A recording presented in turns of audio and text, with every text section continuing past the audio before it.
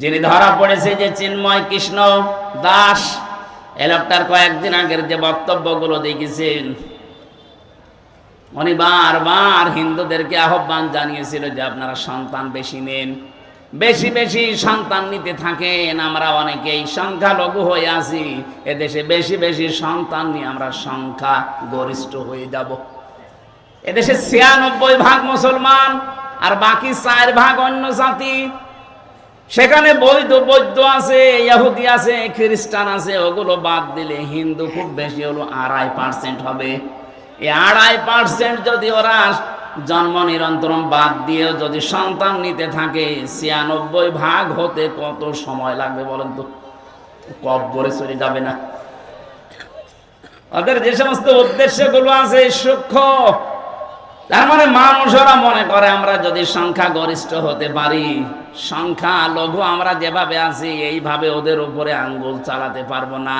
আমরা ইসলাম যারা মানি কারো উপরে আঙ্গুল চালায় না। লা ইকরাহা ফিদ্দিন, আমাদের ধর্মে কোনো বাড়াবাড়ি নেই। যদি বাড়াবাড়ি থাকতো এই ভারতবর্ষে একটাও হিন্দু খুঁজে পাওয়া যেত না। ১-২ দিন আমরা শাসন করি না, বছরের পর বছর এই পুরা ভারতবর্ষ আমরা মুসলমানেরা শাসন করেছিলাম। যদি আমাদের ধর্মে সত্যিই বাড়াবাড়ি থাকতো, কাড়াকাড়ি থাকতো, একটা হিন্দু বেশি থাকতো না। বিশেষ করে স্বাধীনতার পর থেকে ২৪ সালের আগস্টের ৫ তারিখের পরে যে অবস্থা হয়েছিল, এই দেশের মুসলমানেরাই দায়িত্ব নিয়ে মন্দির পাহারা দিয়েছে। যদি আমাদের ধর্মে মন্দির ভাঙা থাকতো তাহলে একটা মন্দিরও এরপরে খুঁজে পেতেন না। আমরা আরো পাহারা দিয়েছি, এমনকি দেবতাকে গালি দেওয়া পর্যন্ত আমাদের ধর্মে নিষেধ। ওয়ালা তাসাব্বুল্লাযীনা ইয়াদউনা মিন দুনিল্লাহ, যারা আল্লাহ বাদে অন্য কাউকে ডাকে ওদের দেবতাকে গালি দিবা না। কে বলছেন? বলেন। পৃথিবীর সবচাইতে বড় পরধর্ম সহিষ্ণু জাতি এই মুসলমান। এই জন্য ভারতবর্ষে এখনো হিন্দু আছে, ওরা জোর করে জয় শ্রীরাম বলায়, অথচ আজ পর্যন্ত জোর করে কালেমা পড় নাই, মেরে ফেলবো কোন ইতিহাস এই পৃথিবীতে আমার জানা নেই। আপনার জানা থাকলে বলেন তো। আপনি বিশৃঙ্খলা তৈরি করার জন্য, সূক্ষ্ম ষড়যন্ত্র করার জন্য যাদের প্রলোভনে কাজগুলো করছেন আপনারা থামবেন। এই বাংলাদেশে এখন যে অবস্থায় আছে, সত্যি কথা বলছে, এটা কিন্তু ইন্ডিয়া না, এটা বাংলাদেশ। এখানে কোন ষড়যন্ত্র আর এদেশের ৯৬% মুসলমান সফল হতে দেবে না। সে গোপনে করেন আর প্রকাশ্যে করেন, যতক্ষণ পর্যন্ত আমাদের মুসলমানেরা মুনাফিকি না করবে।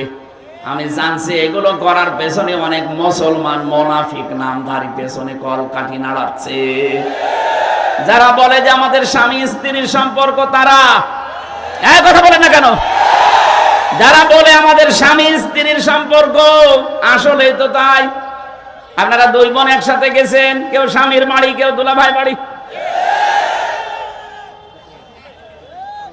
এই দেশ থেকে যারাই বাইরের দেশে যায়, তারা এ দেশে মাসে মাসে রেমিটেন্স পাঠায়। তারা রেমিটেন্স যোদ্ধা। আজ 3 মাস হয়ে গেল 2 বোন গেছেন, একটা টাকাও পাঠান না। আমরা কি করি চলবো? আশা করছে টাকা পাঠাবেন। আমরা চাই না যে টাকা পাঠাক। 2 বোন মিলে, কেউ দুলাভাইয়ের বাড়ি, কেউ স্বামীর বাড়ি, অন্তত পকেট মারা টাকাগুলো তো পাঠানো যায়। আমরা জামা রাখলে আমাদের জামার পকেটে টাকা থাকে না, তা আপনারা কি করছেন? অনেকে তো দুলাভাইয়ের পকেটও মারে। 2 জন মিলে আমি চাই, এ দেশের মানুষেরা চায় যত ঋণের বোঝা দিয়ে গিয়েছেন অন্তত রেমিটেন্স পাঠান। 3 মাসে যদি 1 লাখ করেও পাঠাতেন তাও 3 লাখ। একটা টাকা আমরা এখনো পাইনি। আমরা ঋণের বোঝায় জর্জরিত, আর আপনি বসে বসে চা খাবেন আর ষড়যন্ত্র করবেন। এ দেশের মানুষ কিন্তু 2024-এর 5 আগস্টে আর নেই। এক কথা বলুন। এখন কি নভেম্বর মাসের 27 তারিখ চলছে, আর 1 মাস 3 দিন পরে দেশের চিত্রই পাল্টিয়ে যাবে। 25 সালে যাব আমরা। আর আমার মনে হচ্ছে বাংলাদেশ 25 সালে যাবে, কোরআনের হাতে দেশ আল্লাহ দিয়ে দেবে। এ দেশ কোরআনের হাতে যাক, আমরা চাই না। ডাক্তার আব্দুর রহিম সরকার কোরআনে কারীম বুকের ভেতরে নিয়ে সংসদে যাবে, এটা চান কিনা? কারা কারা চান দেখি? লিল্লাহি তাকবীর।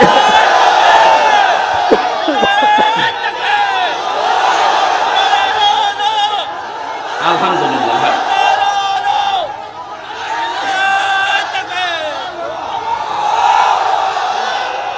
ঠিক আছে ভাই, কথাগুলো যেন ঠিক থাকে।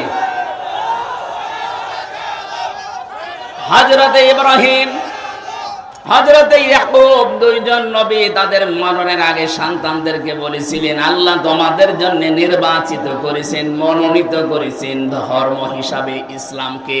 কাকে?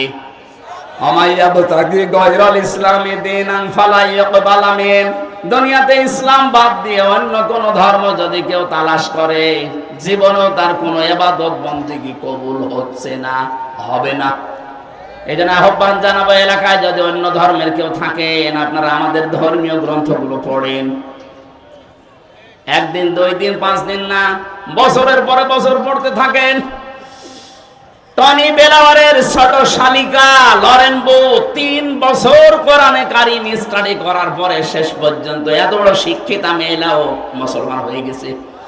আমরা চাপ দেইনি, নিজে পড়ে নিজের বিবেকের তাড়নায় মুসলমান হয়ে গেছে। আমরা চাই এই বাংলাদেশে অন্যান্য ধর্মের যারা আছেন মুসলমান সহ আল্লাহর কোরআন পড়েন বসেন, আপনিও বাধ্য হবেন আল্লাহর ইসলামী শান্তির ধর্মে আসতে। আল্লাহ পরের কথা জানিয়েছেন, এই 2 জন নবী তাদের সন্তানদেরকে জানিয়েছিল, ফালা তামুতুন্না ইল্লা ওয়া আনতুম মুসলিমুন। তোমরা মুসলমান না হয়ে মরবা না। এইজন্য এই দেশে যদি মুসলমান হয়ে টিকে থেকে মরতে চায়, আল্লাহর বিধান দেখা লাগবে। কথা বলেন না কেন? তাছাড়া আপনি মুসলমান হয়ে টিকে থাকতে পারবেন না। আজ আল্লাহর বিরুদ্ধে, রাসূলের বিরুদ্ধে, ইসলামের বিরুদ্ধে, মানবতার বিরুদ্ধে দেশে কাজ হবে। আর যদি মনে করেন যে যা করছে করুক, লা ইলাহা ইল্লাল্লাহ, আল্লাহর কসম আপনি মরণের আগে বেঈমান হয়ে যাবেন। কারণ ওই পরিবেশ যখন কায়েম হবে তখন টিকে থাকতে পারবেন না। 2 তলা নৌকা চলছে, উপর তলায় আমরা আছি, এই স্টেজে যারা এই ভালো ভালো মানুষ উপরে বসে আছি, আর নিচতলায় এমন কিছু মানুষ আছে যাদের পানি দরকার। ও যদি বারবার উপর তলায় আসতে চায়, ডাক্তার সাহেব যদি বলে বারবার ঝামেলা করেন, নিচেই তো পানি আছে, বিরক্ত করেন কেন, যখন তখন আসেন খালি পানি নিতে। ওরা যদি বলে ঠিক আছে ডাক্তার আর আসবো না, নিচে যে নৌকার একটা তক্তা খুলছে। আমরা উপরে যারা আছি যদি বলি ভাই আল্লাহর নাম নিয়ে খোলেন, আল্লাহর নামে খোলেন আর ভগবানের নামে খোলেন, বলেন তো নৌকায় পানি উঠবে না উঠবে না? আরো জোরে বলেন। এখন উপরে যারা আছি আমরা যদি বলে যা হয় হোক, নিচের লোক যদি ডোবে আমরা বেঁচে থাকবো? এ বাংলাদেশে ইসলাম না থাকলে আমরাও তো বেঁচে থাকতে পারছি না মুসলমান হয়ে। বেঈমান হওয়ার রাস্তাগুলো সব খোলা হচ্ছে সমকামিতা দিয়ে, আল্লাহর বিধানের বাইরে আইন পাশ করে। এক কথা বলছেন। এই জন্য আমাদের উচিত নিচে যারা যাই করছেন আমাদের উপর থেকে দরকার হয় বাধা দেওয়া, ওয়াজের মাধ্যমে হোক, হাতের মাধ্যমে হোক। যদি বাধা শুনতে না চান, দরকার হয় আপনাকে মারধর করব। এরপরও যদি না শুনতে চান, দরকার হয় বেঁধে রাখবো। এরপরও যদি নড়াচড়া করেন মেরে ফেলবো। তারপরও আমি নৌকার তলা খুলতে দেব না। পানি উঠলে আপনি শুধু মরবেন না, আমারও মারবেন। এদেশে সমকামিতা চালু হলে জর্দানের মতো দেশটা ডেড সি হয়ে যাবে, মৃত সাগর। কারণ এটা আল্লাহর নিষিদ্ধ কাজ। পুরো আল্লাহর সিস্টেমই পাল্টিয়ে ফেলেছে। পুরুষে পুরুষে বিয়ে। গত পরশুদিন কুষ্টিয়ায় 2 মহিলা এরা আন্দোলন করেছে এক জায়গায়। ওরা বলছে আমরা মহিলা মহিলায় বিয়ে যদি না দেন আমরা 2 জনই মারা যাব। কোথায় পৌঁছিয়েছে চিন্তা করেছেন? এই জন্য আমরা চাই নিষিদ্ধ কাজ এই দেশে বন্ধ হোক। আল্লাহর বৈধ কাজগুলো আমরা ইসলামের মাধ্যমে জারি করি, তাহলে মুসলমান হয়ে মরা সহজ হবে। আরে মরব তো 2 দিন আগে 2 দিন পরে, কিন্তু আমরা বেঈমান হয়ে মরতে চাই না। মরতে চাই ইব্রাহিম নবীর মতো মুসলমান হয়ে। আল্লাহ আমাদের তৌফিক দিন, বলেন আমিন। ঐতিহাসিক ভাবে সত্য কথা, আউস খাজরাজ বনু কায়নুকা, ইহুদি খ্রিস্টান আর মুশরিক এই তিনটা দলকে নিয়ে মদিনায় নবীজির যে ছোট একটা দল, এই নিয়ে তিনি 4 দল গঠন করেছিলেন। তাহলে 4 দল গঠন করা এটা বানানো না, এটা নবীর জীবনীতে আছে। এটা যদি প্রয়োজন হয় ইসলামের জন্য, মানবতার জন্য, দেশের জন্য, 4 দলীয় জোট করাও জায়েজ আছে। এখন যদি বলেন হুজুর কোন দিকে যাচ্ছেন, কোন দিকে না, ইসলাম এইভাবে এসেছে। বিশ্ব নবী কি জানতেন না যে না ইহুদি খ্রিস্টান বৌদ্ধ এরা এই মুশরিকরা প্রকাশ্য শত্রু, এদের সাথে আমি কিসের জোট করব? নবীজি ইসলামকে এগিয়ে নেওয়ার জন্য জোট করেছিলেন না ইসলাম ধ্বংস করার জন্য? এতটুকু শিক্ষা এখান থেকে নিতে পারেন না? আজ যারা সত্যি ইসলামের ধ্বজাধারী, সত্যি ইসলামকে যারা রাষ্ট্রীয় ভাবে এই 10 বছরের মতো দেখতে চায়, ওই মানুষগুলো যদি ইহুদি খ্রিস্টান মুশরিকদের মতো মানুষদের সাথে জোট করা লাগে করবে। কারণ 13 বছর মায়ের খাওয়া ওয়াজ তো ভালো শোনেন, 10 বছর রাষ্ট্রপতি ছিলেন, এই ওয়াজ শুনতে মনে চায় না? নবীজি তো 13 বছর মার খেয়েছিলেন, আমরা তো অলরেডি 15 বছর মার খেয়ে ফেলেছি। কথা বলেন না কেন? অন্তত 15টা বছর আমাদের জীবনে শুধু মায়ের খাওয়াই গেল। এখন আমাদের কি মনে চায় না নবীর মতো 10 বছর একটু চেয়ারে বসে? আপনি এবার মনে করছেন হুজুর মনে হয় দুনিয়াদার হয়ে গেল। তাহলে নবীজি দুনিয়াদার ছিল? বলেন, বিশ্ব নবী যদি 10টা বছর চেয়ারে বসার পর রাষ্ট্রপ্রধান হয়ে 10 বছরে কোরআন দিয়ে মদিনা চালানোর পরে তিনি ঘোষণা দিয়েছিলেন খায়রুল কুরুনি করনি, আমার যুগ শ্রেষ্ঠ যুগ। আমার তো মনে হয় বাংলাদেশে যদি 10টা বছর কোরআনে কারিম দিয়ে যোগ্য এবং সৎ এ মানুষ দিয়ে চালাতে পারেন, এদেশে 10 বছর পরে শুনতে পারবেন খায়রুল কুরুনি করনি। ওইটা শোনার জন্যই তো আমরা চাই। শুধু সৎ মানুষ হলে হবে না, যোগ্য হওয়া লাগবে। এ বাংলাদেশে 15.5 বছরে আমরা সৎ মানুষ অনেককে দেখেছি, কিন্তু সৎ মানুষগুলো যোগ্য না হওয়ার কারণে তার ওই জায়গাটা ঠিক রাখতে পারে নাই। আমি ঝিনাইদহ এক জায়গায় একটিও তার বাড়িতে গিয়েছিলাম নাস্তা করার জন্য। উনি চা দেওয়ার পরে এমন একটা ফ্রিজে চা দিয়েছে নিচে ভাঙা, আমি দেখেই হেসে ফেলেছি। তো জ্ঞানী মানুষ বুঝে ফেলেছে, বলে হুজুর কেন হাসেন? আমি জানি। আমি একটা টিয়নো ওসির উপরে, আমার মান একটা থানায়, ওসি পর্যন্ত আমার স্যার বলে ডাকে। এত বড় একটা থানার দায়িত্বে আমি আছি, আর আমি আপনাকে চা দিলাম ফ্রিজ ভাঙা, এই জন্য আপনি হাসেন? গতকালকে সকাল 11টার দিকে আমার কাছে 8 লাখ টাকা এসেছিল, শুধু একটা সই করলেই দিয়ে দিত। আমি দেইনি। লোকটা সৎ কিনা? আর আসতে বলেন। কিন্তু সৎ থাকার পরও ঝিনাইদহের ওই জায়গাটা দুর্নীতি মুক্ত করা তার একার জন্য সম্ভব হয়নি।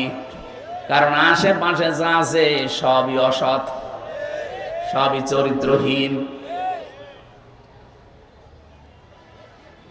উনি বলছিল আমি এইটা না নেওয়ার কারণে হয়তো ব্যক্তিগতভাবে শান্তিতে আছি, আমি যে হারামটা নেইনি, হারামটা নিলে এরকম পিরিচ একটা না 1000টা পিরিচ আমি আজকে নিয়ে আসতে পারতাম। কিন্তু এই হারাম কাজটা ছেড়ে দিয়ে আমার পরিবারে, আমার ছেলে মেয়ে, আমার স্ত্রী, এর ভেতরে একটা আলাদা শান্তি আল্লাহ আমাকে দিয়েছে, যেটা হারাম ইনকাম করলে পাওয়া যায় না। কথা বুঝেছেন? তাহলে হারাম ইনকামে আপনার পরিবারের সদস্যগুলো পর্যন্ত, পরবর্তী প্রজন্ম যারা আসবে তাদের ভেতরে প্রভাব পড়ে, ওরা পর্যন্ত চরিত্র থেকে চরিত্রহীন হয়ে যায়। এজন্য আশা করছি এদের সুখে শান্তিতে রাখার জন্য যারা হারাম ইনকামের দিকে পা বাড়ান, আপনি থামবেন। কারণ হারামকে আল্লাহ ধ্বংস করেন, জায়েজকে আল্লাহ, বৈধকে আল্লাহ বৃদ্ধি করে দেন। ইয়ামাহাকুল্লাহুর রিবা ওয়া ইউরবিস সাদাকাত।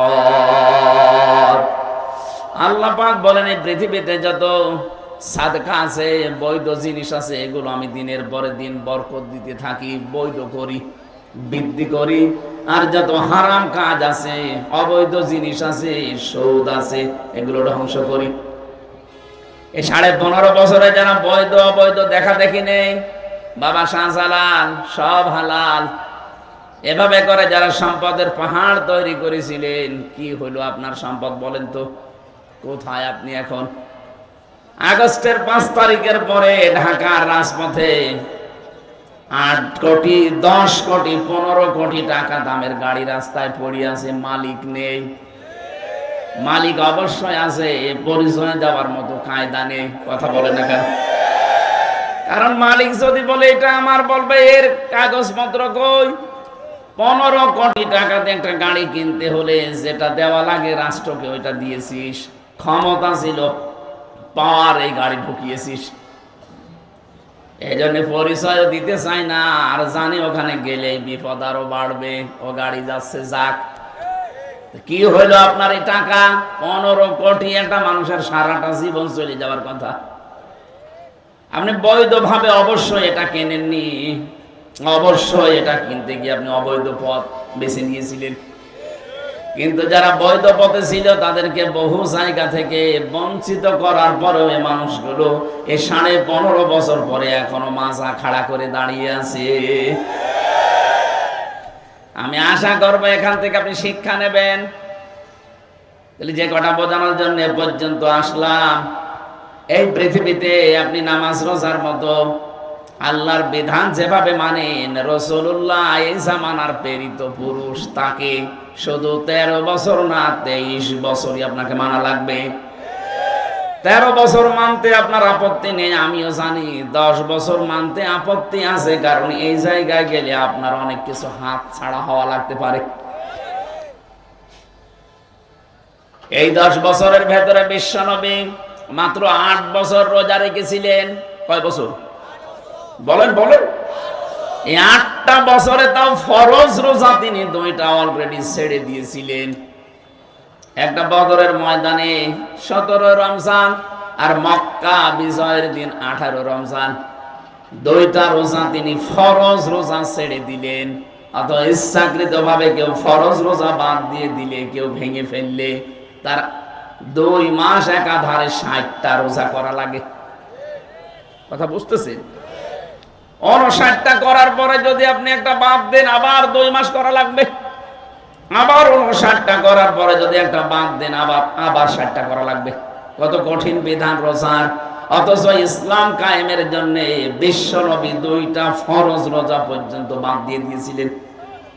নবীজি ইসলাম ধ্বংস করার জন্য রোজা বাদ দিলেন, না ইসলাম এগিয়ে নেওয়ার জন্য?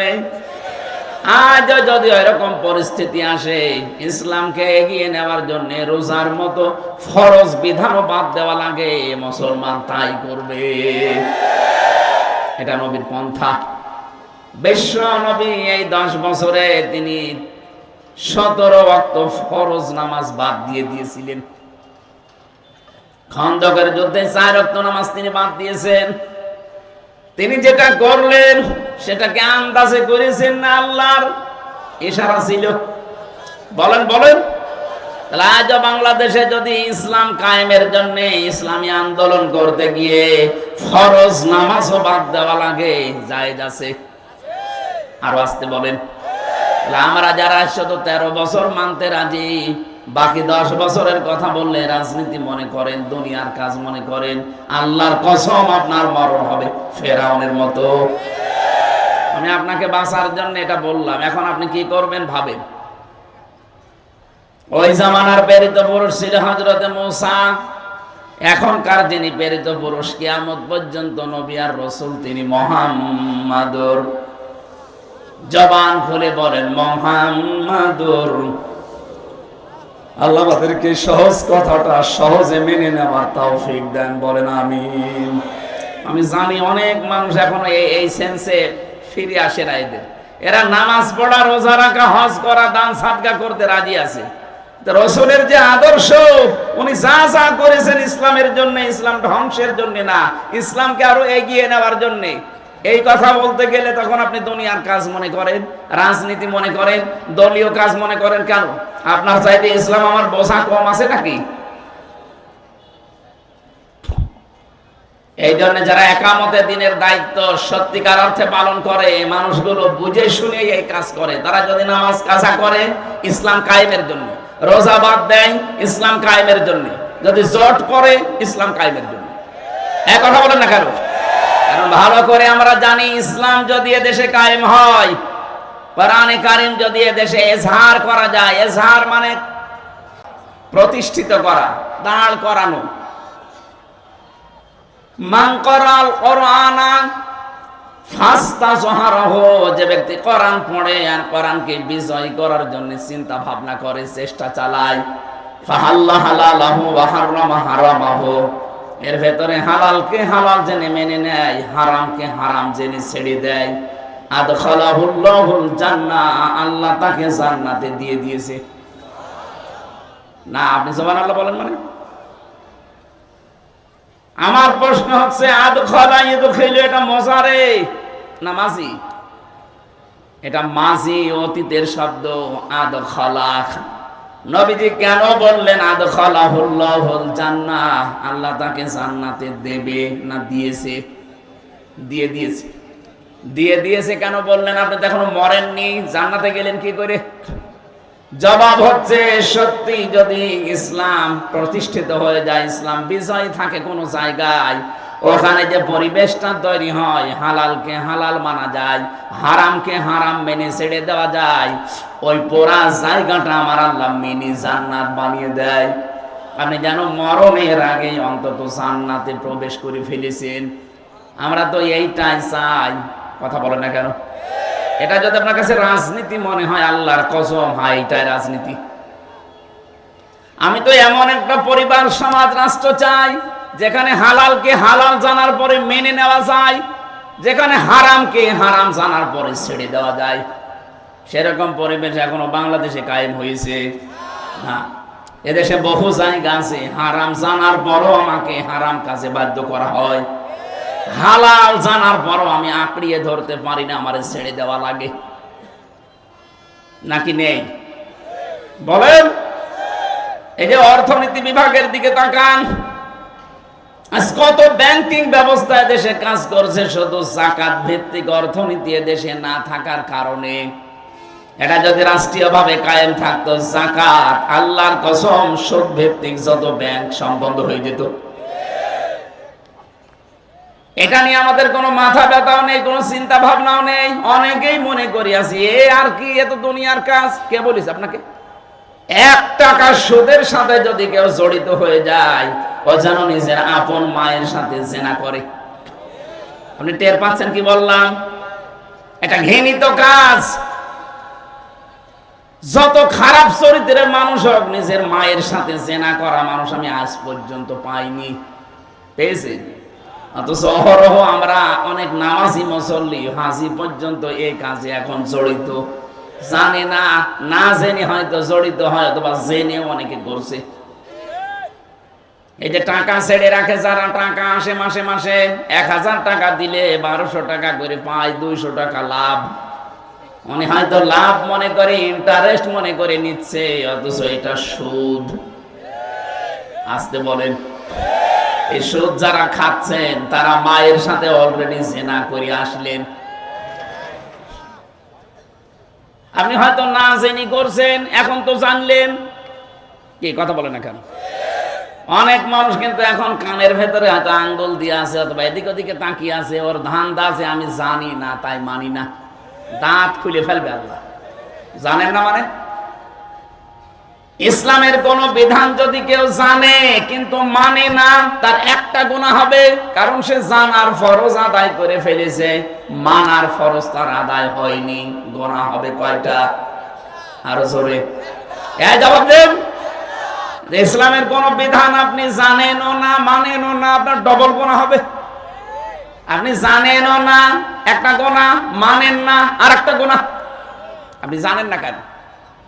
সুতরাং আজকে তো অলরেডি যেভাবেই হোক, কানে আঙ্গুল দিয়ে হোক, এদিকে ওদিকে তাকিয়ে হোক, বুঝে শুনে ফেলেছেন যে টাকা ছেড়ে রাখে টাকা আসে, এটা সুদ। জানেন না? অন্তত এখন তো জানলেন। এটা জানার পরে তো এখন বিশ্বাস করতে পারেন নবীর এই কথা আছে, মায়ের সাথে কিন্তু জেনা করার গোনা উঠতেছে আমলনামায়। আপনি না খেয়ে মরে যান, তাও এই কাজে এখন থেকে আর থাকা যাবে না। এই যে এই গোবিন্দগঞ্জ বাজারে বহু দোকানদার আছে, নামাজও পড়ে, রোজাও রাখে, হজও করে এসেছে, অথচ দোকানে দোকানে টাকা ছেড়ে রেখেছে, মাসে মাসে 200 টাকা করে লাভ হয়। এটা ছেড়ে দেওয়া লাগবে। কারা কারা সত্যি ছেড়ে দেবেন হাত তোলেন তো। এত মানুষ সুদ খায় এলাকায়, নাউজুবিল্লাহ। এই দাড়িওয়ালা মানুষ, আপনি কি বুঝে শুনে হাত তুললেন নাকি আন্দাজে? আন্দাজে, ঠিক আছে। বুঝে শুনে হাত তুলবেন, আন্দাজে হাত তুলবেন না।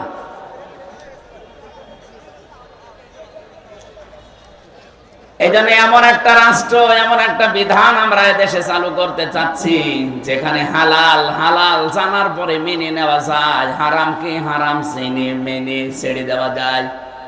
আল্লাহর নবী বলেন, এরকম পরিবেশ যদি কায়েম হয়ে যায়, আদখালাহুল্লাহুল জান্নাহ, ওই দেশটা একটা জান্নাত হয়ে যাবে। তুমি মনে করবা মরণের আগে আমি জান্নাতে আছি। আশাফাআহু ফি আশারাতিন মিন আহলি বাইতিহি কুল্লুহুম ক্বাদ ওয়াজাবাত লাহুন নার। তোমার শাফায়াত গ্রহণ করা হবে এমন 10টা মানুষের পক্ষে, যাদেরকে আল্লাহ জাহান্নামে দেবে, ফাইনাল হয়ে গিয়েছিল। এমন মানুষের পক্ষে সুপারিশ করে আপনি জান্নাতে নিয়ে আসতে পারবেন। এখানে আলেম যারা আছেন তাদেরকে বলছি, আপনাকে জাহান্নামে দিয়ে দেওয়ার পরে ওখান থেকে আল্লাহ বের করে নিয়ে আসবে, এ কথায় হাদিসের ভাষায় নেই। আশাফাআহু ফি আশারাতিন মিন আহলি বাইতিহি কুল্লুহুম ক্বাদ ওয়াজাবাত লাহুন নার। যাদের উপরে জাহান্নাম ওয়াজিব হয়ে গিয়েছিল, যে জাহান্নামে তারা যাবে, কিন্তু এরকম মানুষকে আপনি সুপারিশ করে ওই জায়গা থেকে ফেরত নিয়ে আসতে পারবেন। আমরা অনেকে এই হাদিসটা বলার পরে বলি, যারা জাহান্নামে চলে গেছে এমন 10 জন মানুষকে আপনি নিয়ে আসতে পারবেন না, এই কথা এই জায়গায় নেই। আমি আলেমদেরকে আরো বলছি, এই হাদিসটার শেষ যে শব্দগুলো আছে এগুলো নিয়ে আরো চিন্তা ভাবনা করবেন। কারণ হাজারো মানুষ এই ধান্দায় আছে, সুদ খায়, জেনা করি, ঘুষ খায়, আর যাই করি, জাহান্নামে যদি আল্লাহ দেয়ও নাই 10 বছর থাকবো, এরপরে তো আল্লাহ বের করে দেবে। 20 বছর নাই জাহান্নামে থাকলাম, যখন আল্লাহ বের করে দেবে ওই সময় একবারে হাউসে কাউসারের পানি দিয়ে গোসল করে আগে যে হামজা ছিলাম ওই রকম হামজা হয়ে যাব। তাহলে জীবনে গোনা ছাড়বে? বলেন। কোরআনে কারিমে বহু জায়গায় আছে, যদি আপনি ইচ্ছা করে কোন গোনার কাছে আঞ্জাম দেন, জানেন যে এটা কবিরা গোনা। যেমন মানুষ হত্যা করা। মানুষ হত্যা করা কি গোনা? আরো জোরে বলেন। ওমাই ইয়াকতুল মুমিনাম মুতাআম্মিদান ফাজাযাউহু জাহান্নাম। সূরা নিসার 93 নম্বর আয়াতে আল্লাহ জানিয়েছেন, কোন মানুষ যদি ইচ্ছা করে কোন মুমিনকে হত্যা করে, আপনি একেবারে নিরপেক্ষ দৃষ্টি দিয়ে বলেন তো, 2024-এর 5 আগস্টের আগ পর্যন্ত এদেশে যত মানুষ হত্যা হয়েছে, ইচ্ছা করে না অনিচ্ছা করে? অনিচ্ছায় 2-1টা মরতে পারে, ইচ্ছা করে সবগুলো। কেউ হয়তো ক্ষমতায় টিকে থাকার জন্য, আর কেউ হয়তো ক্ষমতায় কাউকে টিকিয়ে রাখার জন্য। বৈধ অবৈধ দেখেননি, আদালত কর্তৃক কোনো সার্টিফিকেটও আপনার হাতে নেই যে তাকে মেরে ফেলো, অথচ আপনি মেরে ফেললেন। এই যে মুতাআম্মিদান, ইচ্ছা করে যারা মানুষ হত্যার সাথে জড়িত, সে যেই হোক, অন্যান্য ধর্মে যারা আছে তারা তো ফিনারি জাহান্নামা খালিদিনা ফিহা, ইহুদি, খ্রিস্টান, বৌদ্ধ, মুশরিক যারা আছে, ওরা মারা গেলে ওদের কোনো বিচার নেই, হিসাবও নেই। এই ভালো করে বুঝবেন, ওদের কোনো বিচার নেই, হিসাব নেই। এই যে যতগুলো জাতির নাম বলছি, ওরা মরে গেলে জাহান্নাম, কোনো হিসাব হবে না ওদের। এটা কি মানেন তো? মুসলমান ছাড়া অন্য কোনো জাতির কোনো হিসাব হবে? কারণ তাদের যে হিসাব নেবে যেটা দিয়ে, ওইটাই নেই। নাম কি? ঈমান। ঈমান বলেন বলেন। ঈমানই নেই, ওর হিসাব বিচার কি দিয়ে করবে? বিচার তো করা হয় ওই লোকটার যার ঈমান আছে কিন্তু ঈমানে ভেজাল আছে। বলেন, ঈমানটা পরিপূর্ণ নেই, এই জন্যই তো ইচ্ছা করে আপনি মানুষ মেরে ফেললেন। সুতরাং কালকে অ্যাডভোকেট সাহেব সাইফুল ইসলাম আলিফ ভাইকে যারা মেরে ফেলেছেন, সে যেই হোক, ওই মানুষগুলো চির জাহান্নামী। আল্লাহ ঘোষণা দিয়েছেন ফাজাসাহু জাহান্নাম, এর প্রথম পুরস্কার আল্লাহ দেবে জাহান্নাম। জাযা মানে পুরস্কার, প্রতিদান। আল্লাহ প্রতিদান হিসাবে আপনাকে জাহান্নামে দেবে, মানুষ হত্যার সাথে যেই জড়িত। 2 নম্বরে খালিদান ফিহা, চিরকাল আপনাকে থাকা লাগবে। আমি আবার ক্লিয়ার করার জন্য বলছি, মুসলিম বাদ দিয়ে দুনিয়ায় যত জাতি আছে, ওরা মারা গেলে বিনা হিসাবে বিনা বিচারে জাহান্নাম। ফতোয়া যদি বের করতে পারেন এর ভেতর থেকে বলেন যে ওদের হিসাব হবে, বিচার হবে। বিচার আর হিসাব আল্লাহ যেটা দিয়ে করবেন ওইটাই তো নেই, ঈমান নেই। কি নেই বলেন? তার মানে মুসলিম বাদ দিয়ে পৃথিবীর 4,500 জাতির মানুষ আছে। প্রত্যেকটা জাতির মানুষ মারা গেলে ওদের কোনো হিসাবের ব্যবস্থা নেই, বিচার নেই। বিনা হিসাবে বিনা বিচারে জাহান্নাম। বিচার করবে তো তখন যখন তার ভেতরে ঈমানের কোনো গন্ধ পাওয়া যায়। কিন্তু ঈমানটা থাকার পরেও যারা ইচ্ছা করে আল্লাহর নিষিদ্ধ কাজকে বৈধ মনে করে পালন করছে, এই মানুষটা সমস্যা। আল্লাহ পাক বলেন খালিদান ফিহা, চিরকাল তাকে জাহান্নামে থাকা লাগবে। এতটুকুই না, অগাদিবাল্লাহু আলাইহি ওয়া লাআনাহু ওয়া আ'আদ্দা লাহু আযাবান আযীমা। কয়েকটা শাস্তি আল্লাহ তার জন্য নির্ধারিত করলেন। 1 নম্বরে প্রতিদান পুরস্কার জাহান্নাম, 2 নম্বরে চিরকাল থাকবে, 3 নম্বরে আল্লাহ রেগে থাকবে, 4 নম্বরে আল্লাহ লানত বর্ষণ করবে, 5 নম্বরে যন্ত্রণাদায়ক আযাবের ভেতরে রাখবে। বলেন নাউজুবিল্লাহ। এখন প্রশ্ন হচ্ছে এরা কয় বছর পরে বের হয়ে আসবে নাকি? বলেন। সূরা জুমারের 20 নম্বর আয়াত, আফামান হাক্কা আলাইহি কালিমাতুল আযাব আফা আনতা তুনকিযু মান ফিন্নার। শব্দের দিকে খেয়াল করে একটু পড়েন। আফা আনতা, আফামান হাক্কা আলাইহি কালিমাতুল আযাব, যার উপরে আপনার প্রতিপালকের আযাব নির্ধারিত হয়ে গেছে, ফায়সালা হয়ে গেছে যে জাহান্নামে যাবে। আফা আনতা, নবী আপনি কি পারবেন তুনকিযু মান ফিন্নার, ওই লোকটাকে আগুন থেকে বের করে নিয়ে আসতে? কে বলছেন? কাকে বলছেন? আমি মনে হয় বোঝাতে পারিনি। এই যে কথাটা আল্লাহ বলছেন নিজে, কাকে বলছেন? নবীজিকে। আফা আনতা, সরাসরি হে নবী আপনি পারবেন তুনকিযু মান ফিন্নার, ওই লোকটাকে জাহান্নাম থেকে বের করে নিয়ে আসতে আপনি পারবেন? তার মানে আপনিও পারবেন না। এটা প্রশ্নবোধক চিহ্ন, ইন্টারগেটিভ সেন্টেন্স। এটা নবীজিকে যদি আল্লাহ কথা বলতে পারেন, কিসের হামজা আর হামজার বাবা বলেন তো?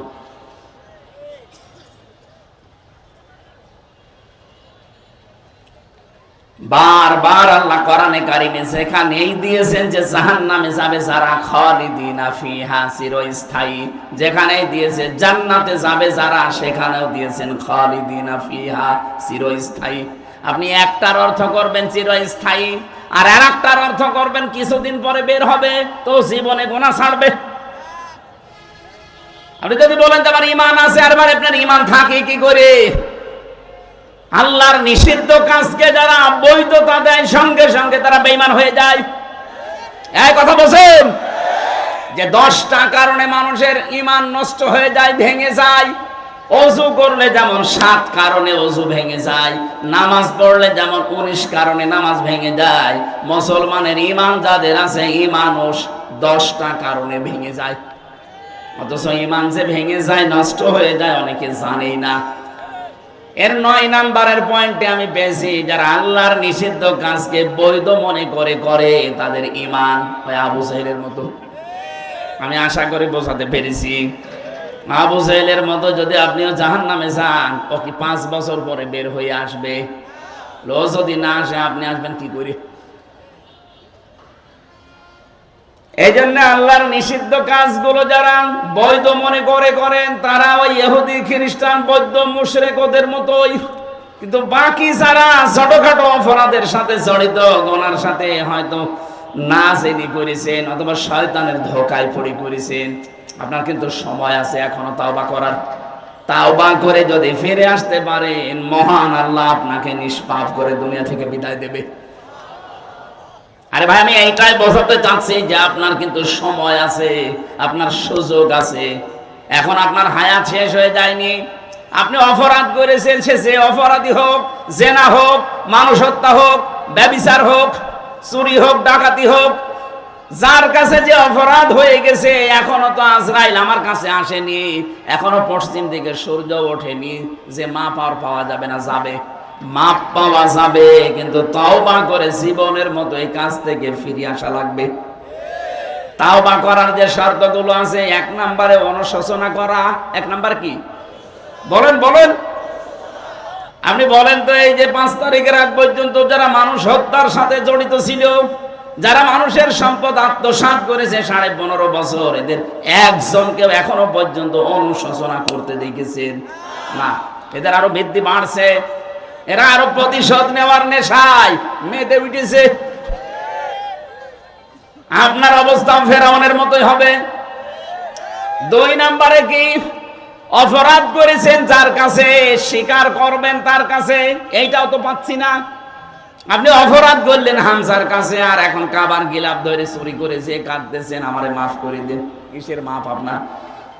আপনি কি আল্লাহর কাছে অপরাধ করেছেন? এই কথা বলেন না কেন?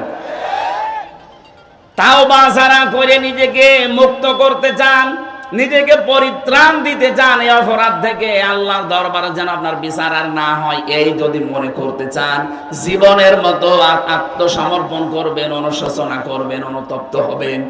2 নম্বরের শর্ত, অপরাধ যার কাছে, তার কাছে গিয়ে বলবেন যে ভাই আমার ভুল হয়ে গেছে।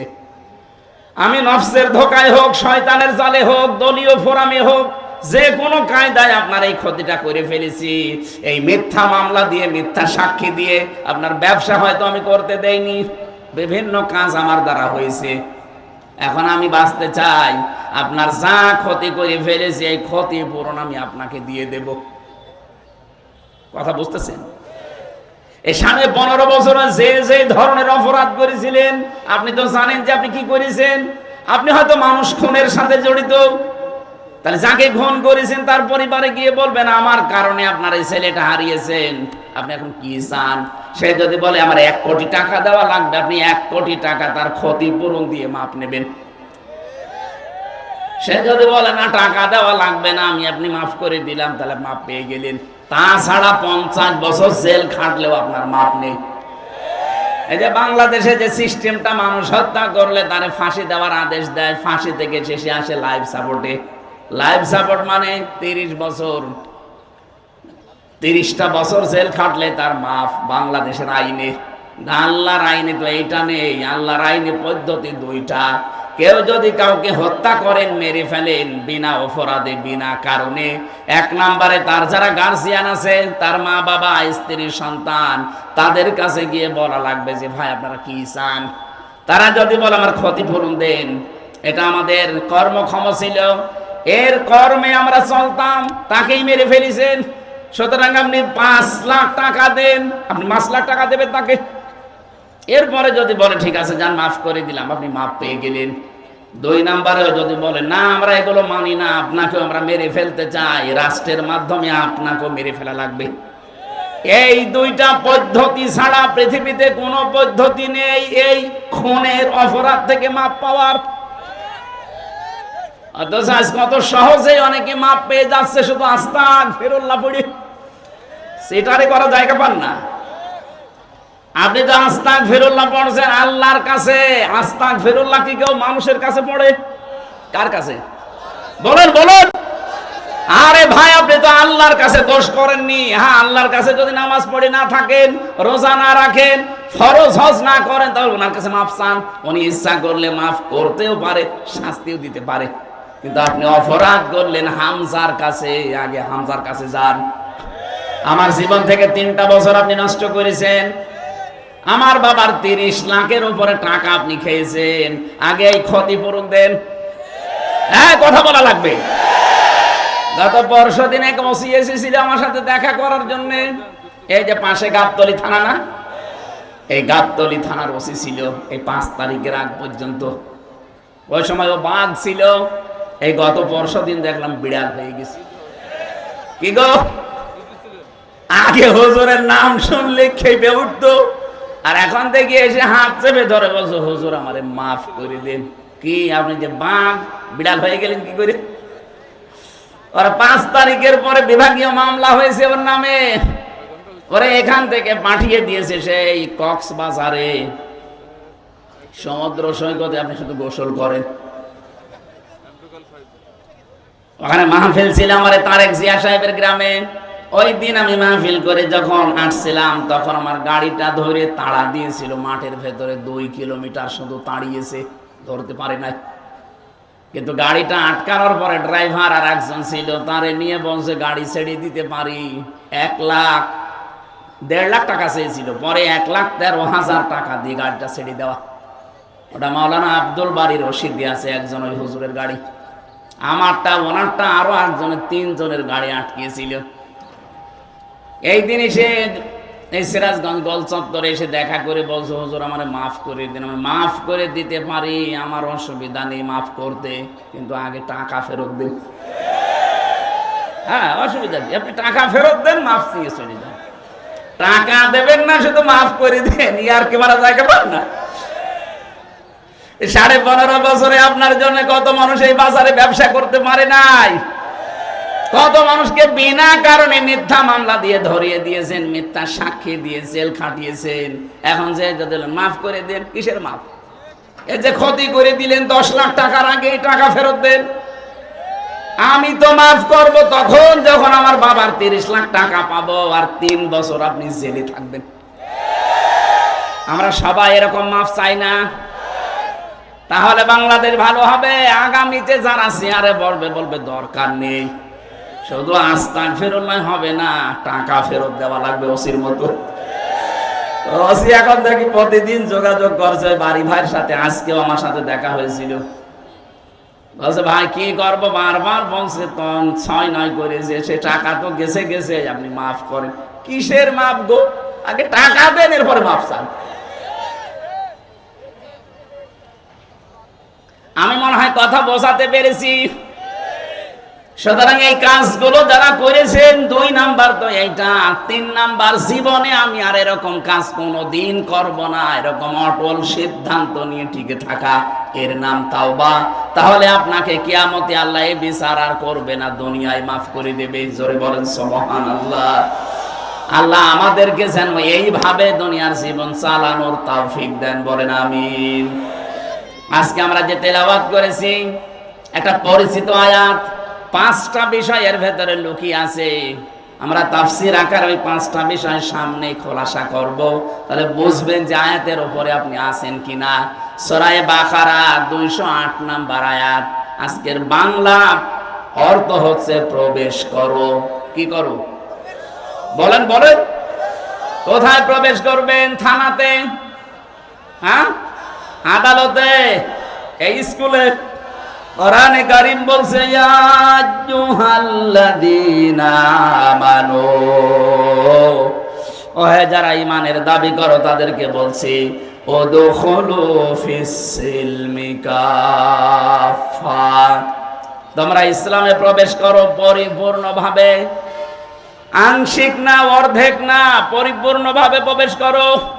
ওয়ালা তাত্তাবিউ খুতুওয়াতিশ শাইতান, শয়তানের পদাঙ্ক অনুসরণ করবা না। ইন্নাহু লাকুম আদুউম মুবিন, অবশ্যই সে তোমাদের সকলের প্রকাশ্য শত্রু। এটা বাংলা অর্থ ছিল। এবার আমি সেই আয়াতের ব্যাখ্যায় যাচ্ছে। এই পৃথিবীর ময়দানে কোনো মানুষ যদি চায় যে আমি ইসলামে পরিপূর্ণ প্রবেশ করতে চাই, আমার কি আসলে পরিপূর্ণ প্রবেশ করা হয়েছে?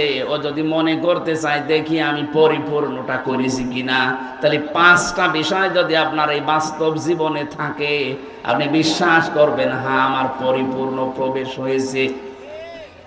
1 নম্বরে আত্মসমর্পণ। 1 নম্বরে কি? 1 নম্বরে আপনাকে আত্মসমর্পণ করা লাগবে। 2 নম্বরে ইখলাস। 3 নম্বরে লেনদেনের মুআমালাত মুআশারাত যেটা বলা হয় এটা আপনার ঠিক থাকা লাগবে। 4 নম্বরে বিশুদ্ধ আকীদা লাগবে। 5 নম্বরে উত্তম চরিত্র লাগবে। এবার আসেন এই 5টা বিষয় যদি আপনার জীবনে মেনে নিতে পারেন, তাহলে আপনি বিশ্বাস করতে পারেন যে হ্যাঁ এই আয়াত আমি মানতেছি, আমি ইসলামে পরিপূর্ণ প্রবেশ করেছি। আর যদি দেখেন না 4টা আছে 1টা নেই, তাহলে এখন আপনি ইসলামে পরিপূর্ণ প্রবেশ করেননি, এই আয়াত আপনার মানা হয়নি। কিয়ামতে এই আয়াতই আপনার বিরুদ্ধে দাঁড়াবে। বলেন নাউজুবিল্লাহ। এখন যে আদেশগুলো আসতেছে, আদেশগুলো কার? আরো জোরে বলেন কার? আল্লাহ পাক আদেশ দিচ্ছেন প্রথমে আত্মসমর্পণ করো। এটা কার কাছে করবেন, কিভাবে করবেন? আমাদেরকে যিনি শিখিয়েছেন, এটা সূরা বাকারার 131-32 নম্বর আয়াতে এই তথ্যগুলো আছে। রব্বুল আলামিন বলেন, ইদ ক্বালা লাহু রাব্বুহু আসলিম ক্বালা আসলামতু লিরাব্বিল আলামিন। সন্তানেরা শেখে তার বাবার কাছ থেকে, তার দাদার কাছ থেকে। আমরা যেহেতু এই পৃথিবীতে হযরতে আদম আলাইহিস সালাম আমাদের আদি পিতা, আর আমাদের জাতির পিতা ইব্রাহিম। কথা বলেন না কেন? মুসলিম জাতির পিতাকে আমাদের বাবা তিনি, সেই হিসাবে আমরা মুসলিম জাতির পিতা হিসাবে ইব্রাহিমকে যারা মেনে নিয়েছি, তাদের অবশ্যই উচিত তাদের বাবার কাছ থেকে আত্মসমর্পণ শেখা। তিনি গাছের মাথায় বসে কুড়াল দিয়ে কাঠ কাটছিলেন। আল্লাহ পাক ফেরেশতা পাঠিয়ে বললেন, আসলিম ইয়া ইব্রাহিম, হে ইব্রাহিম আত্মসমর্পণ করো। তিনি ওখান থেকেই বলেছিলেন, মাবুদ এই জায়গায় আত্মসমর্পণের কি আছে? আল্লাহ পাক বলেন, এখানে আমার একটা বিধান আছে, সেটা তোমার জন্য সুন্নাহ আদর্শ হয়ে থাকবে। তোমার ওখানেই বসে খাতনা করো কুড়াল দিয়ে। গাছের মাথায় তিনি খাতনা করে বলেছিলেন, ক্বালা আসলামতু লিরাব্বিল আলামিন। মহাবিশ্বের প্রতিপালক যিনি, আমি তার কাছে আত্মসমর্পণ করলাম। এই দিন থেকে শুরু হয়েছে, তাকান, আমাদের জাতির পিতা হযরত ইব্রাহিম আলাইহিস সালাম, এই দিন থেকে শুরু হয়েছে কিয়ামত পর্যন্ত তার সন্তান হিসাবে আমরা যারা দাবি করি, 50টা জিনিস মানা লাগে জীবনে ইব্রাহিম নবীর। তার ভেতরে এইটা একটা, যে আমরা খাতনা করি। আমরা যারা তার সন্তান হিসাবে দাবি করি, মুসলমান হিসাবে, ইব্রাহিম নবীর একটা সুন্নাহ আদর্শ খাতনা করা। এটা আমরা করি না এখন? কথা বলে না কেন? ইব্রাহিম নবীকে যারা মানে না তারা কিন্তু করে না। আমরা এই জন্য হাফ হাতা আর ওরা ফুল হাতা। কথা বলছে না কেন? ফুল হাতা না? আমার জেলের প্রথম যাওয়ার পরে যাকে পেয়েছিলাম, দেবদুলাল, এই জেলার, ওকে দেখলেই কয়েদিরা বলতো ফুল হাতা আসতেছে। ফুল হাতা মানে মুসলমানি দেয়নি। আর আমরা যারা মুসলমানি দিয়েছি, আমরা কি ফুল হাতা না হাফ হাতা? হাফ হাতা। এটার দ্বারা বিজ্ঞানের অনেকগুলো উপকার আছে। আজ অনেক হিন্দু পর্যন্ত গোপনে গোপনে ডাক্তারকে দিয়ে আগা কেটে ফেলছে। কেন? কারণ এটা যতক্ষণ পর্যন্ত এই যে বোঝা অবস্থায় থাকবে, এর ভেতরে অনেক জার ময়লা মাটি তৈরি হবে, অনেক অসুখ বিসুখ হওয়ার সম্ভাবনা বেশি। এটা যখন খোলা থাকবে ততক্ষণ পর্যন্ত আপনার অসুখ বিসুখ ময়লা মাটি ওখানে আটকাবে না। আরো বাকি যেগুলো আছে এই পরিবেশে বলার মতো না, বললাম না? যতগুলো উপকার করেছেন হযরত ইব্রাহিম আলাইহিস সালাম আমাদের সন্তান হিসাবে, তার ভেতরে এইটা একটা, মানে খাতনা করেছিলেন। আত্মসমর্পণ কাকে বলে দেখেন, যেখানে যে অবস্থায় আছেন সেখানে আল্লাহর বিধান আসতে দেরি প্রশ্ন কোনোদিন করেননি যে আল্লাহ কেন করব, কোনোদিন করেননি। এই জন্য কেউ যদি ইসলামে প্রবেশ করতে চায়, ইব্রাহিম আলাইহিস সালামের মতো কোনো প্রশ্ন ছাড়া বিনা প্রশ্নে আল্লাহর বিধান সামনে আসলেই সে যেন মেনে নেয়, মাথা নত করে, সারেন্ডার করে। তাহলে বুঝবেন আমি একটা মানলাম। দ্বিতীয় নম্বরের আয়াতে আল্লাহ বলেন, ওয়াসা বিহা ইব্রাহিম বানিহি ওয়া ইয়াকুব ইয়া বানিয়া ইন্নাল্লাহা আসতাফা লাকুমুদ-দীন ফালা তামুতুন্না ইল্লা ওয়া আনতুম মুসলিমুন। বলেন আল্লাহু আকবার। আল্লাহ পাক বলেন, আমার নবী ইব্রাহিম এবং ইয়াকুব এই দুইজন তার সন্তানদেরকে মৃত্যুর আগে এই ওসিয়ত করেছিল। আমরা সন্তানদেরকে ওসিয়ত করে যাই কি করেছিলেন তাকান। আজকে থেকে, এখন থেকে সিদ্ধান্ত নেন, জীবনের শেষ মুহূর্ত যখন এসে যাবে, যদি সময় পাই, আমাদের যিনি জাতির পিতা ইব্রাহিম এবং ইয়াকুব আলাইহিস সালাম, এরা যেভাবে সন্তানদেরকে ওসিয়ত করেছিলেন, আমাদের সন্তান প্রজন্মকে এই ওসিয়ত আমরা করে যাব। তিনি বলেছিলেন, ইয়া বনাইয়া, হে আমার কলিজার টুকরার সন্তান, ইন্নাল্লাহা আসতাফা লাকুমুদ-দীন, অবশ্যই আল্লাহ তোমাদের জন্য মনোনীত করেছেন দিন হিসাবে। কি এখনো পর্যন্ত আল্লাহ বলেননি ইন্নাল্লাহা আসতাফা লাকুমুদ-দীন, তোমাদের জন্য মনোনীত করেছেন দিনকে। দিন কি? এই জবাব আল্লাহ দিয়েছেন সূরা আলে ইমরানের 19 নম্বর আয়াতে। দিন কি? ইন্নাদ-দীনা ইনদাল্লাহিল ইসলাম। দিন হিসাবে আল্লাহ তোমাদের জন্য একটা ধর্মকে মনোনীত করেছেন, তার নাম ইসলাম। তার নাম কি? আরো জোরে বলেন। সুতরাং 4500 ধর্ম দুনিয়ায় আছে, এর ভেতরে শুধুমাত্র কেবলমাত্র একমাত্র মনোনীত আল্লাহর কাছে ইসলাম। আমরা যারা ইসলামে আছি, খুশি হয়ে বলেন আলহামদুলিল্লাহ, আর একবার বলেন আলহামদুলিল্লাহ। জবান ছেড়ে যারা ইসলামে আছেন তারা বলেন আলহামদুলিল্লাহ। এটা যে কত বড় নিয়ামত আমরা পেয়েছি, যারা অন্য ধর্মে আছে তারা টের পাচ্ছে। পৃথিবীর প্রত্যেকটি ধর্মে আজ শান্তির নামে অশান্তি চলছে, শুধুমাত্র ইসলাম এই ধর্মের ভেতরে অশান্তির কোনো বাক্য নেই। যেখানে যাবেন সেই জায়গায় শুধু শান্তি।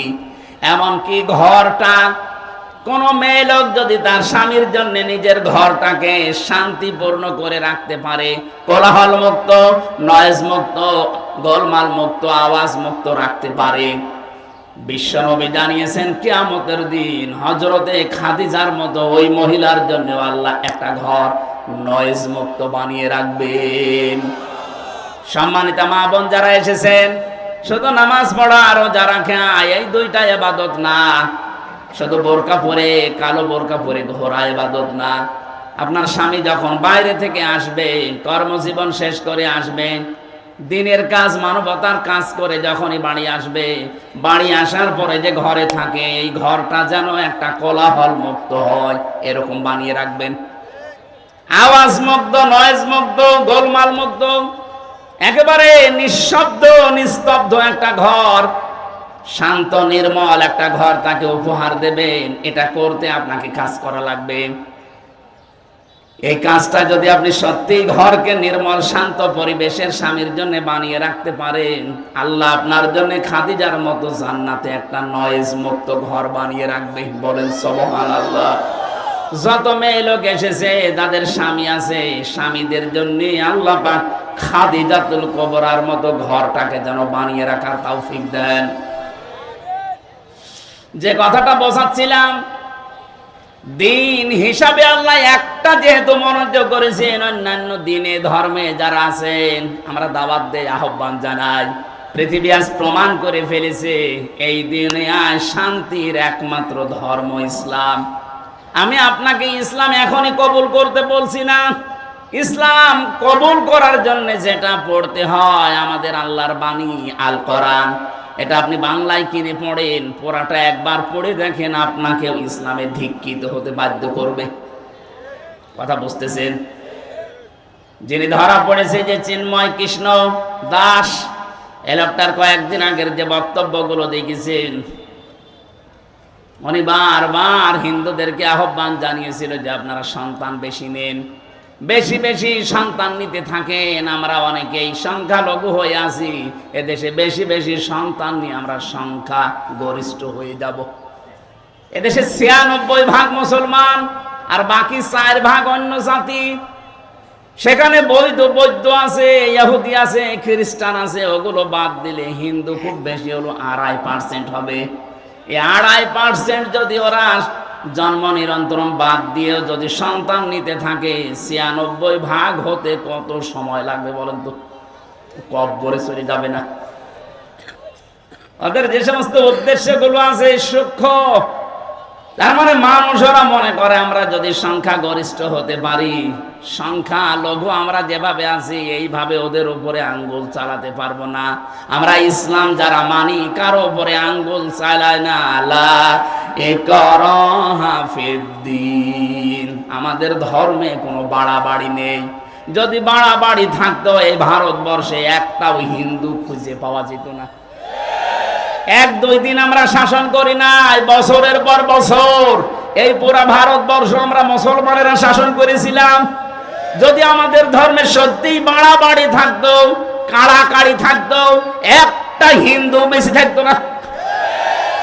বিশেষ করে স্বাধীনতার পর থেকে ২৪ সালের আগস্টের ৫ তারিখের পরে যে অবস্থা হয়েছিল, এই দেশের মুসলমানেরাই দায়িত্ব নিয়ে মন্দির পাহারা দিয়েছে। যদি আমাদের ধর্মে মন্দির ভাঙা থাকতো তাহলে একটা মন্দিরও এরপরে খুঁজে পেতেন না। আমরা আরো পাহারা দিয়েছি, এমনকি দেবতাকে গালি দেওয়া পর্যন্ত আমাদের ধর্মে নিষেধ। ওয়ালা তাসাব্বুল্লাযীনা ইয়াদউনা মিন দুনিল্লাহ, যারা আল্লাহ বাদে অন্য কাউকে ডাকে ওদের দেবতাকে গালি দিবা না। কে বলছেন? বলেন। পৃথিবীর সবচাইতে বড় পরধর্ম সহিষ্ণু জাতি এই মুসলমান। এই জন্য ভারতবর্ষে এখনো হিন্দু আছে, ওরা জোর করে জয় শ্রীরাম বলায়, অথচ আজ পর্যন্ত জোর করে কালেমা পড় নাই, মেরে ফেলবো। কোন ইতিহাস এই পৃথিবীতে আমার জানা নেই। আপনার জানা থাকলে বলেন তো। আপনি বিশৃঙ্খলা তৈরি করার জন্য, সূক্ষ্ম ষড়যন্ত্র করার জন্য যাদের প্রলোভনে কাজগুলো করছেন, আপনারা থামবেন। এই বাংলাদেশে এখন যে অবস্থায় আছে, সত্যি কথা বলছি, এটা কিন্তু ইন্ডিয়া না, এটা বাংলাদেশ। এখানে কোন ষড়যন্ত্র আর এদেশের ৯৬% মুসলমান সফল হতে দেবে না। সে গোপনে করেন আর প্রকাশ্যে করেন, যতক্ষণ পর্যন্ত আমাদের মুসলমানেরা মুনাফিকি না করবে। আমি জানছি এগুলো করার পেছনে অনেক মুসলমান মুনাফিক নামধারী পেছনে কলকাঠি নাড়াচ্ছে। যারা বলে যে আমাদের স্বামী স্ত্রীর সম্পর্ক, তারা এক কথা বলে না কেন? যারা বলে আমাদের স্বামী স্ত্রীর সম্পর্ক, আসলেই তো তাই। আপনারা ২ বোন একসাথে গেছেন, কেউ স্বামীর বাড়ি, কেউ দুলাভাই বাড়ি। এই দেশ থেকে যারাই বাইরের দেশে যায়, তারা এ দেশে মাসে মাসে রেমিটেন্স পাঠায়। তারা রেমিটেন্স যোদ্ধা। আজ ৩ মাস হয়ে গেল ২ বোন গেছেন, একটা টাকাও পাঠান না। আমরা কি করে চলবো? আশা করছে টাকা পাঠাবেন। আমরা চাই না যে টাকা পাঠাক। ২ বোন মিলে, কেউ দুলাভাইয়ের বাড়ি, কেউ স্বামীর বাড়ি, অন্তত পকেট মারা টাকাগুলো তো পাঠানো যায়। আমরা জামা রাখলে আমাদের জামার পকেটে টাকা থাকে না। তা আপনারা কি করছেন? অনেকে তো দুলাভাইয়ের পকেটও মারে। ২ জন মিলে আমি চাই, এদেশের মানুষেরা চায় যত ঋণের বোঝা দিয়ে গিয়েছেন, অন্তত রেমিটেন্স পাঠান। ৩ মাসে যদি ১ লাখ করেও পাঠাতেন, তাও ৩ লাখ। একটা টাকা আমরা এখনো পাইনি। আমরা ঋণের বোঝায় জর্জরিত, আর আপনি বসে বসে চা খাবেন আর ষড়যন্ত্র করবেন। এদেশের মানুষ কিন্তু ২০২৪-এর ৫ আগস্টে আর নেই। এক কথা বলুন। এখন কি নভেম্বর মাসের ২৭ তারিখ চলছে, আর ১ মাস ৩ দিন পরে দেশের চিত্রই পাল্টিয়ে যাবে। ২৫ সালে যাব আমরা। আর আমার মনে হচ্ছে বাংলাদেশ ২৫ সালে যাবে, কোরআনের হাতে দেশ আল্লাহ দিয়ে দেবে। এ দেশ কোরআনের হাতে যাক, আমরা চাই না। ডাক্তার আব্দুর রহিম সরকার কোরআনে কারীম বুকের ভেতরে নিয়ে সংসদে যাবে, এটা চান কিনা? কারা কারা চান দেখি? লিল্লাহি তাকবীর।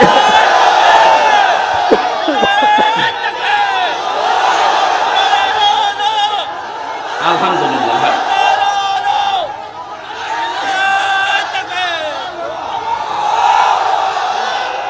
ঠিক আছে ভাই, কথাগুলো যেন ঠিক থাকে। হযরতে ইব্রাহিম, হযরতে ইয়াকুব দুইজন নবী তাদের মরণের আগে সন্তানদেরকে বলেছিলেন, আল্লাহ তোমাদের জন্য নির্বাচিত করেছেন, মনোনীত করেছেন ধর্ম হিসাবে ইসলামকে। কাকে?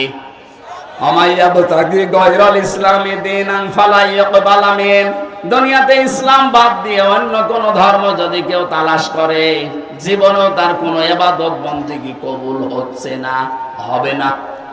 এই জন্য আহ্বান জানাবো, এলাকায় যদি অন্য ধর্মের কেউ থাকেন, আপনারা আমাদের ধর্মীয় গ্রন্থগুলো পড়েন।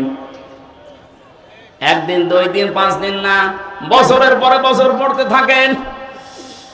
টনি বেলাওয়ারের ছোট শালিকা লরেন বো 3 বছর কোরআনে কারীম স্টাডি করার পরে শেষ পর্যন্ত এত বড় শিক্ষিতা মেয়েরাও মুসলমান হয়ে গেছে। আমরা চাপ দেয়নি, নিজে পড়ে নিজের বিবেকের তাড়নায় মুসলমান হয়ে গেছে।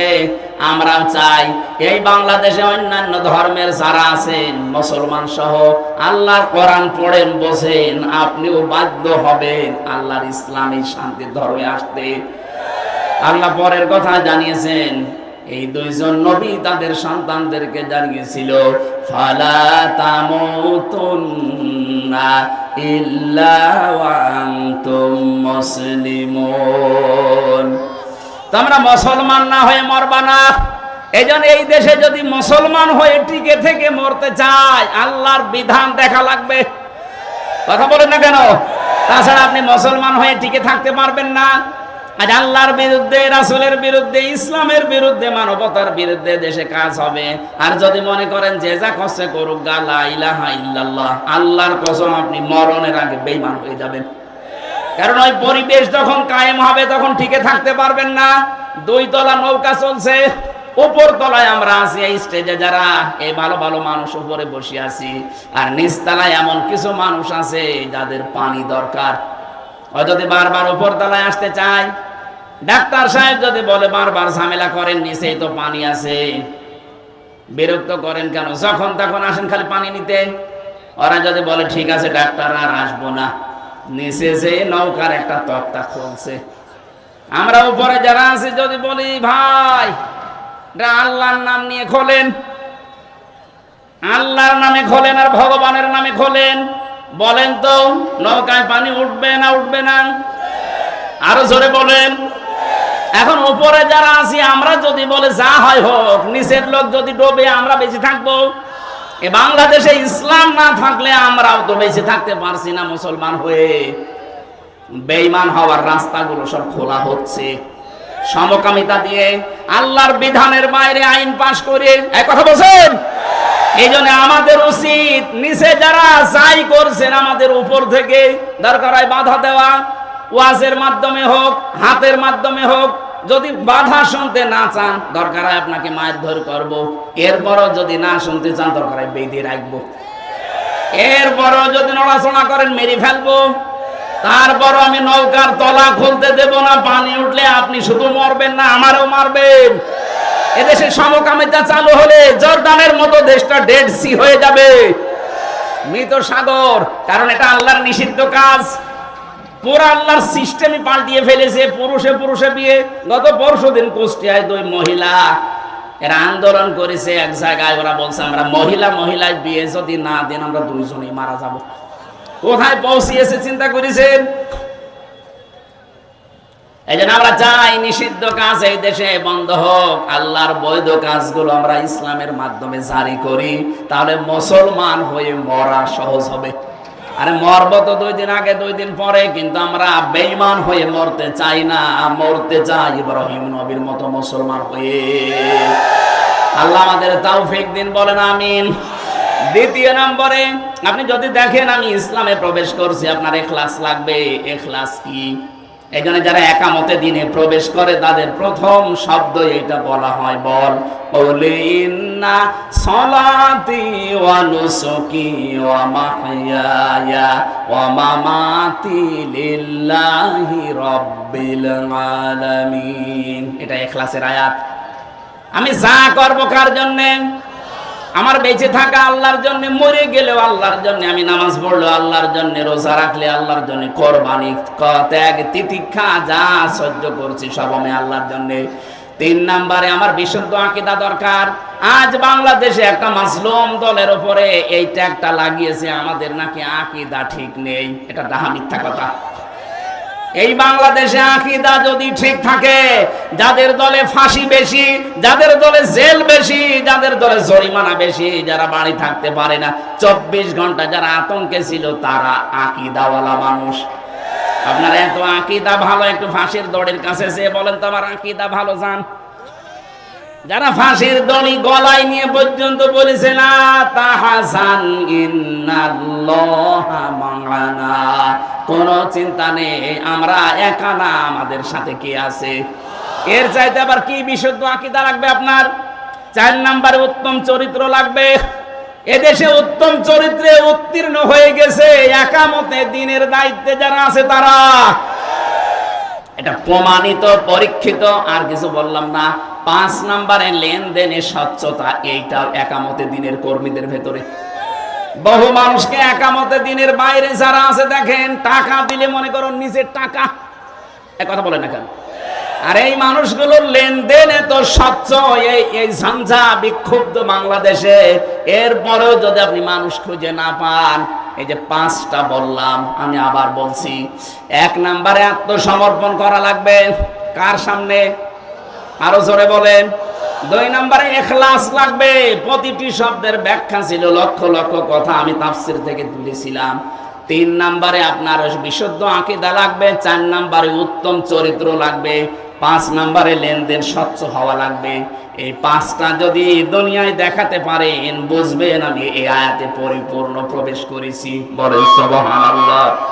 আল্লাহ আমাদের তৌফিক দিন। আমার লিখিত যে বইগুলো আছে, আপনারা যাওয়ার সময় নিয়ে যান। 2-1টা বই হয়তো ওই যে ওই সোজাসুজি আছে গাড়িতে, ওই সাদা গাড়িতে আছে। আমি জেলে বসে এত কষ্ট করে লিখলাম, আপনারা নেবেন না, পড়বেন না। যে আদম আলাইহিস সালাম তার স্ত্রীকে বিয়ের জন্য দেনমোহর দিতে হবে, তাফসীর কি সত্য না মিথ্যা? সত্য মানে 100% সত্য। আতুহুন্না উজুরাহুন্না ফারিদা, এটা সূরা বাকারার 33-34 না কত আয়াতের তাফসীরে আছে, তাবারির ভেতরে পাবেন। এখন আর সময় নেই। আল্লাহুম্মা আমিন। লা ইলাহা ইল্লা আনতা সুবহানাকা ইন্নী কুনতু মিনাজ জালিমিন। আল্লাহ তাআলা উদখুলু ফিস সিলমি কাফা, পরিপূর্ণ ইসলামে প্রবেশ করার জন্য তুমি আমাদেরকে আদেশ দিয়েছো। যে 5টা বিষয় থাকলে পরিপূর্ণ আদেশ মানা যায়। আল্লাহ আলামত হিসাবে যে 5টা বিষয় বলেছি, আমাদের জীবনে তুমি সেট করে দাও। এই আয়োজনে যদি সওয়াব দিয়েই থাকো, কিসের উদ্যোগে জানো? দারুল ফুরকান ট্রাস্ট, এটা কিয়ামত পর্যন্ত তুমি এদেশে কায়েম করে দাও। বিশেষ করে গোবিন্দগঞ্জ গাইবান্ধার জন্য এটা নিয়ামত বানিয়ে দাও। দারুল ফুরকান ট্রাস্টকে আল্লাহ তুমি নিজে পরিচালিত করো। এর মাধ্যমে যত সামাজিক এবং পারিবারিক যে উন্নয়নমূলক যে কাজগুলো তারা করে, আল্লাহ সবগুলো তোমার দ্বীনের জন্য, মানবতার জন্য কবুল করে নাও। আজকের এই মাহফিলটা তুমি মঞ্জুর করো। মা বোন যারা এসেছে এদেরকে খাদিজার মতো বানিয়ে দাও। আল্লাহ আমি নিজে অসুস্থ আছি, যত মানুষ অসুস্থ শেফায়ে কামেলা জেলা নসিব করে দাও। বারাকাল্লাহু লানা ওয়া লাকুম ফিল কোরআনিল আযীম। মরণ আসলেই যেন বলতে পারি লা ইলাহা ইল্লাল্লাহু মুহাম্মাদুর রাসূলুল্লাহ। আসসালামু আলাইকুম।